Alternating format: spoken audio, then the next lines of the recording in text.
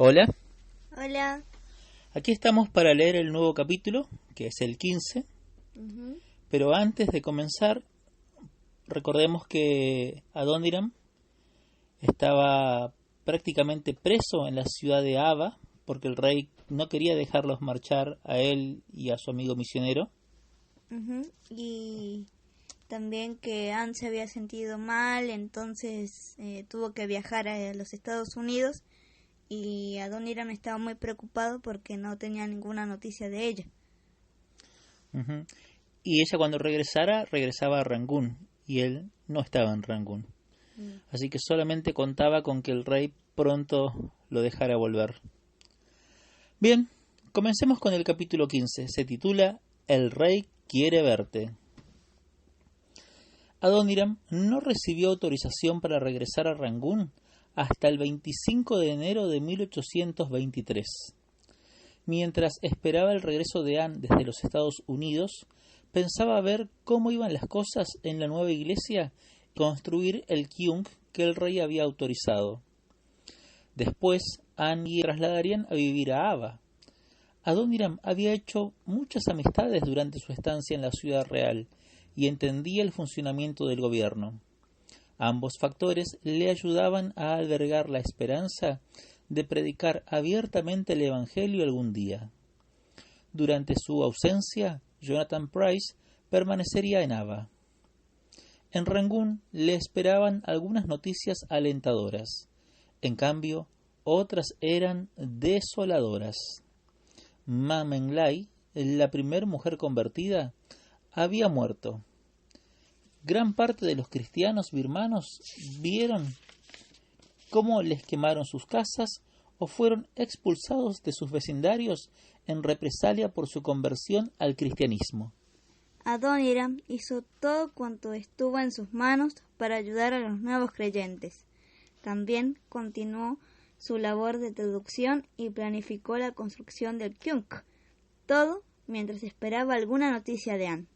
Finalmente, con gran alivio, llegaron nuevas de que Anne navegaba camino de Rangún, a donde esperaba llegar en diciembre. Junto a ella viajaban dos nuevos misioneros, Jonathan y Deborah Wade. Adoniram estaba impaciente por volver a reunirse con su esposa, a quien había echado mucho de menos. La inminente llegada de los nuevos misioneros supuso un gran ánimo para él. No podían llegar en mejor momento. La ausencia de los Hobson sería suplida por los Wade, quienes trabajarían en Rangún en compañía de los Hawke. Y así fue. Tal como habían anunciado, Anne y los Wade llegaron sin novedad a Rangún.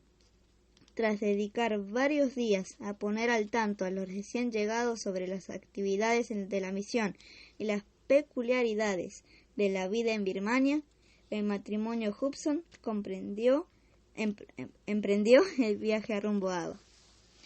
La travesía, río arriba y contracorriente, fue muy lenta, circunstancia esta que no les importó lo más mínimo. Tenían tanto de qué hablar. Anne traía noticias de la familia de su marido. El padre de Adoniram había dimitido como pastor de la iglesia congregacional y ahora pertenecía a la iglesia bautista.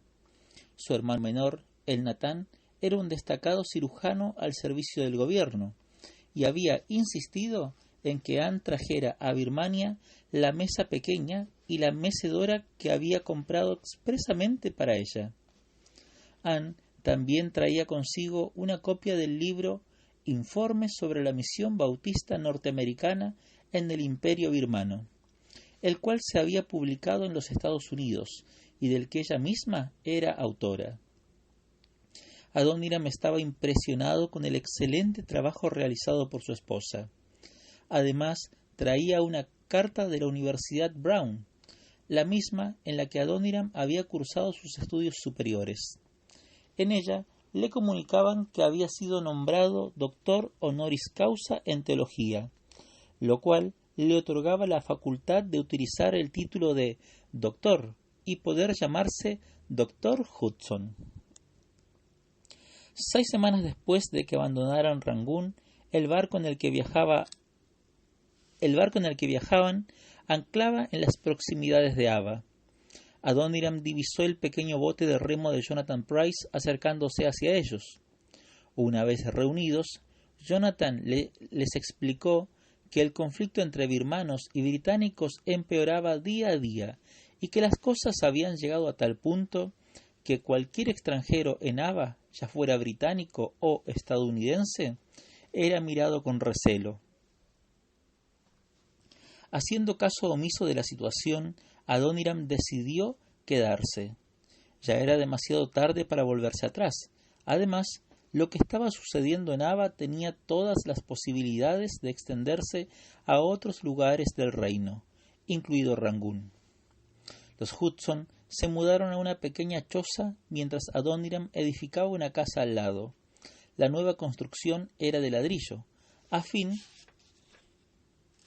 de mitigar el sofocante calor de Ava, y tenía 3 habitaciones y un enorme balcón de igual longitud que la propia casa. Adoniram fue a visitar a sus antiguos amigos en la corte, pero no tardó en averiguar que muchos de ellos se habían marchado, y los que no lo habían hecho no quisieron verle. Si Anne no hubiera estado a su lado, la soledad habría sido devastadora. La propia Anne se mantenía ocupada atendiendo a 3 niñas pequeñas cuya madre había perdido la razón y las había abandonado. Algunos ciudadanos europeos que vivían en Ava les mantenían al corriente de lo que sucedía en la ciudad. Henry Gauger, de cuya compañía disfrutaba Adoniram, era uno de ellos. A pesar de su juventud, debía rondar los 25 años, Henry tenía muy buenas aptitudes para los negocios. Había llegado a Birmania con un barco repleto de mercancías europeas, las cuales logró vender con un excelente margen de beneficio. Era pues un hombre rico. Sin embargo, pronto averiguó que las leyes birmanas prohibían la salida de oro y joyas, y dado que se trataba de la moneda de cambio empleada en el comercio, Henry no podía sacar su fortuna del país. Pero era optimista por naturaleza, y estaba convencido que tarde o temprano acabaría encontrando una forma de hacerlo. A lo largo del año siguiente, los rumores acerca de las intenciones de los británicos en la frontera entre Birmania y la India no cesaron de circular. El domingo 23 de mayo de 1824 por la noche, los rumores se convirtieron en realidad. Una flota de navíos de guerra británicos llegó por el río y bombardeó la ciudad de Rangún. Después de resistir valientemente, los birmanos tuvieron que abandonar la ciudad y un capitán colocó una bandera británica en el muelle. Gran Bretaña y Birmania estaban en guerra. La gente de Ava no podía creer en un principio que soldados extranjeros hubieran invadido su país. Finalmente, no tuvieron más remedio que admitirlo, pero convencidos de que se trataba de una hábil estratagema. El honorable ejército birmano no podía ser derrotado. Lo que ha ocurrido, se decían, es que el ejército ha conseguido engañar a los británicos para que los persigan río arriba y así poder capturarlos y utilizarlos como esclavos. En efecto, numerosos oficiales de Ava comenzaron a solicitar esclavos. Cierto hombre pidió 6 extranjeros blancos para que remasen en su barco. Otra mujer quería 2 o 3 hombres blancos, porque había escuchado que eran sirvientes inteligentes. Los birmanos eran incapaces de comprender la realidad de la situación, la existencia de un país más poderoso que su propio rey, el gobernador de oro. No obstante, con el paso de los días, los birmanos entendieron que los británicos eran poderosos y sabían lo que hacían. El pesimismo y la tristeza llenaron el reino. Fue entonces cuando Adoniram recibió una noticia preocupante, la del arresto e interrogación de Henry Gauger. Entre sus pertenencias personales se encontraban algunos mapas. Se trataba de unos bocetos sencillos que había dibujado con el fin de no perderse en Ava. Pero para los oficiales birmanos que le interrogaron birmanos que le interrogaron, se trataba de una clara evidencia de que Henry Cougar era un espía. Y lo que resultó ser aún peor, también encontraron unos recibos que mostraban que Henry había entregado a Adoniram varias sumas considerables de dinero, lo cual le implicaba como conspirador. Era obvio que ni uno ni otro eran espías. Lo que en verdad había sucedido es que Henry Cougar había ayudado a Adoniram a recibir dinero del fondo de la misión bautista a través de su banco en Calcuta. Adoniram sabía que no le creerían, pues para los oficiales birmanos era un espía. Solo le quedaba esperar el desarrollo de los acontecimientos. El martes 8 de junio de 1824, mientras se preparaban para cenar, la puerta de la casa se abrió de par en par, y por ella entraron 12 hombres birmanos. Adoniram dejó sobre la mesa el plato de curry que llevaba y preguntó: «¿Qué es lo que quieren?». Un hombre, el cual tenía consigo un gran libro negro, le miró. Al igual que el resto de sus acompañantes, aquel hombre tenía una marca de unos 3 centímetros de diámetro tatuada en cada mejilla. Adoniram sabía de sobra que dicho tatuaje los distinguía como miembros de los temidos Caras Manchadas, unos criminales condenados a muerte por sus crímenes, cuyas penas capitales habían sido conmutadas a cambio de convertirse en los verdugos y matones de las cárceles birmanas. Muchos de ellos llevaban sus crímenes grabados en la frente y el pecho, y las marcas en las mejillas les impedían escapar del infierno que habían creado para sí mismos y para sus prisioneros. «Buscamos al maestro», dijo el hombre del libro. «Soy yo», respondió Adoniram, sorprendido por su propia tranquilidad. «El rey quiere verte». El temor se apoderó de Adoniram. Aquella frase equivalía a ser arrestado. El grupo de Caras Manchadas se abalanzó sobre él, arrojándole contra el suelo. Adoniram sintió cómo le rodeaban los brazos, por encima de los codos, con una cuerda delgada que apretaron de un tirón. De su boca escapó un gemido de dolor causado por el corte que le produjo la cuerda. La sangre comenzó a filtrarse por las mangas de la camisa. «Deténganse», imploró Anne, dando unos pasos hacia adelante. «No le hagan daño, les daré dinero». «Aprésenla a ella también», ordenó el cabecilla de los Caras Manchadas. «También es extranjera». Adoniram se puso de rodillas como pudo. «A menos que su nombre figure en el libro, déjenla en paz», rogó Adoniram, temiendo que Anne no pudiera resistir más allá de unas pocas noches en una cárcel birmana, especialmente ahora que acababa de saber que de nuevo estaba embarazada. El Cara Manchada gruñó algo y volvió a concentrar su atención en Adoniram, ordenando con último tirón de la cuerda que lo sacaran de la casa y lo llevaran al juzgado. Mientras salía a trompezones por la puerta, escuchó los sollozos de su esposa. El dolor de las cuerdas que penetraban en su carne era insoportable, pero no se podía comparar con el que sentía al tener que dejar a Anne sola y sin protección. Medio caminando, medio arrastrado, Adoniram llegó al juzgado donde le aguardaba el gobernador de Ava. No hubo ningún juicio, ni oportunidad de preguntar por qué le habían arrestado. Solo un veredicto. «Culpable», declaró el gobernador. «Llévenselo a Let My John». Prisión de la muerte era el significado de Let My John, que tenía fama de ser la peor prisión de Birmania. Mientras le transportaban en una carreta, Adoniram se preguntaba cómo iba a sobrevivir allí. El cabecilla de los Caras Manchadas, al mando de aquella prisión, esperaba su llegada a la entrada. «Bienvenido, hijo mío», dijo con una maliciosa sonrisa, revelando una fila de dientes rotos y amarillentos. Adoniram se estremeció al leer las palabras tatuadas en el pecho desnudo de aquel hombre. «Lo Tat, asesino». «Aquí somos una gran familia feliz», continuó. «Todos me llaman Abe». Adoniram intentó asentir, pero no podía concebir una persona menos apta para usar aquel nombre, cuyo significado era padre, en todo el territorio que el hombre al que tenía frente a él. «Ven conmigo, tengo una sorpresa para ti», dijo Abe, empujándolo fuera de la carreta. A continuación ordenó a uno de los caras manchadas, que tenía las orejas cortadas, que lo acompañara hasta el gigantesco bloque de granito situado en el centro del patio de la prisión, donde le colocaron 3 pares de grilletes alrededor de los tobillos. «Intenta caminar ahora», dijo Abe entre risas, «a ver hasta dónde llegas».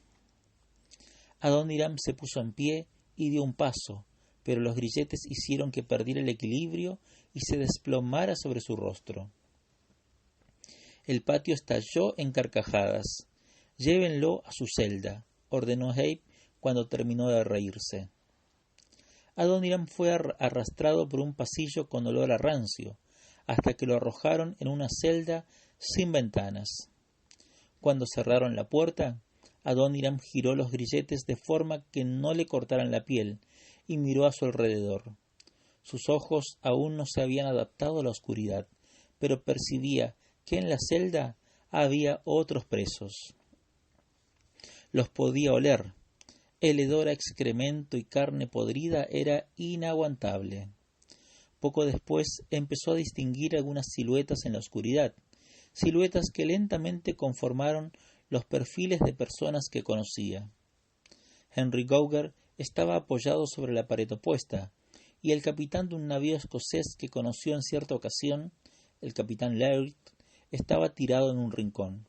Ninguno de los dos dijo nada. En la celda había unas 50 personas. La gran mayoría eran hombres, pero también había unas pocas mujeres.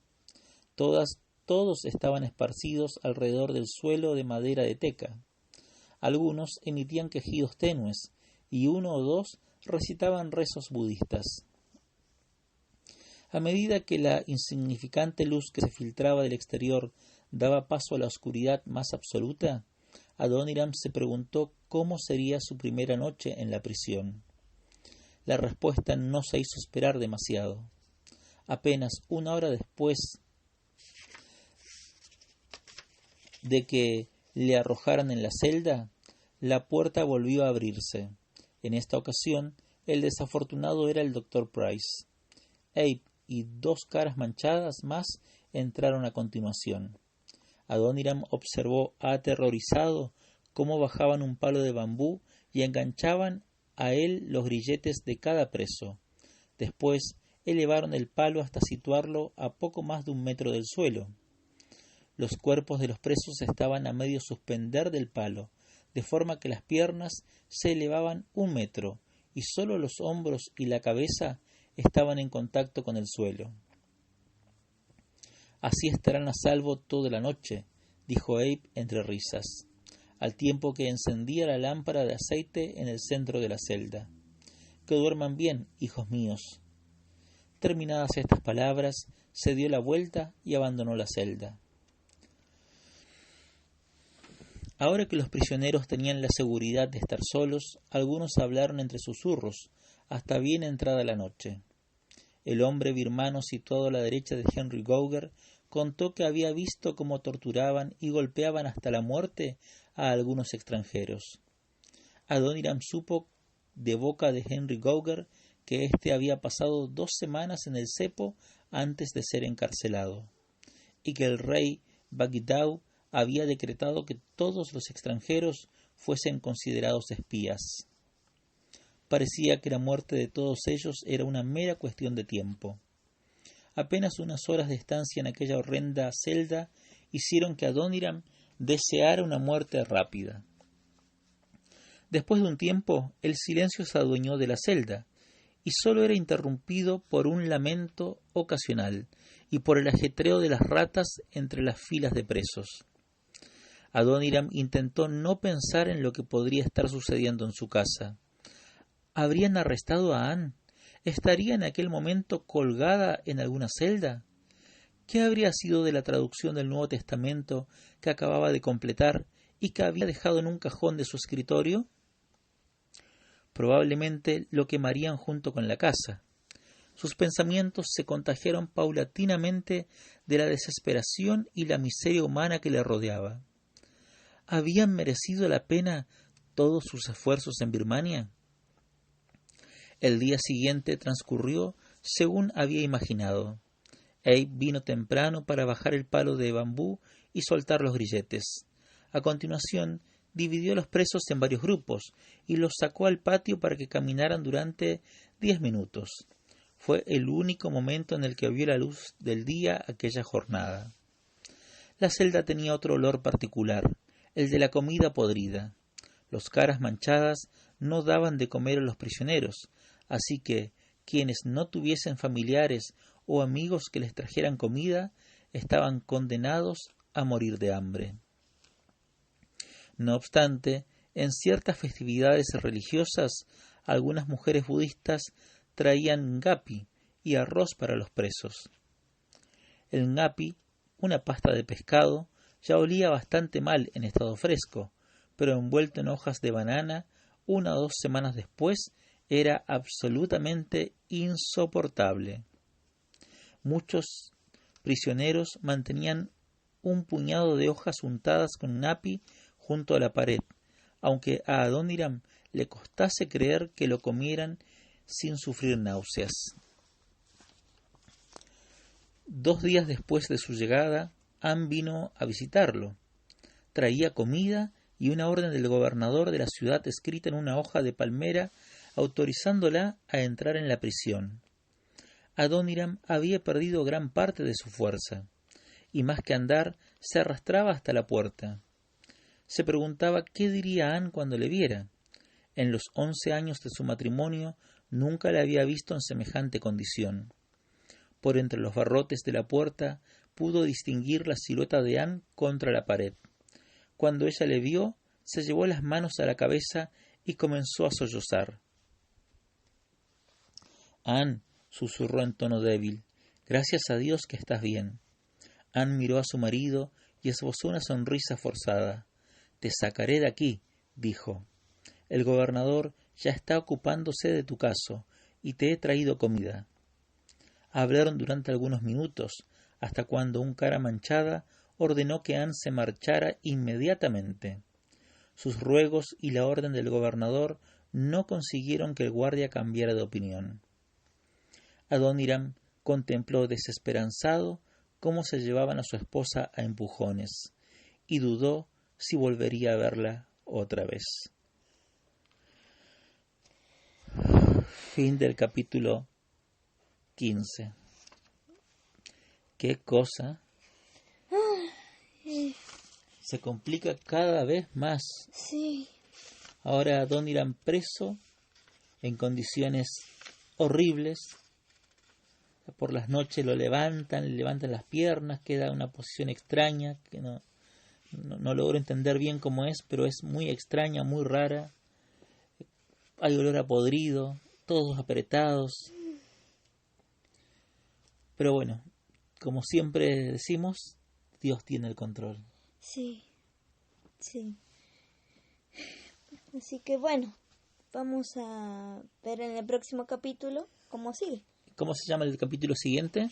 Que es el 16. Sería capítulo 16.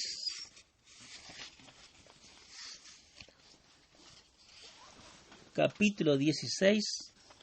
Creo que se llama, lo hemos perdido, perdón. Aung Pen La. Que Dios les bendiga muchísimo y nos estamos escuchando nuevamente en el próximo capítulo. Adiós. Adiós.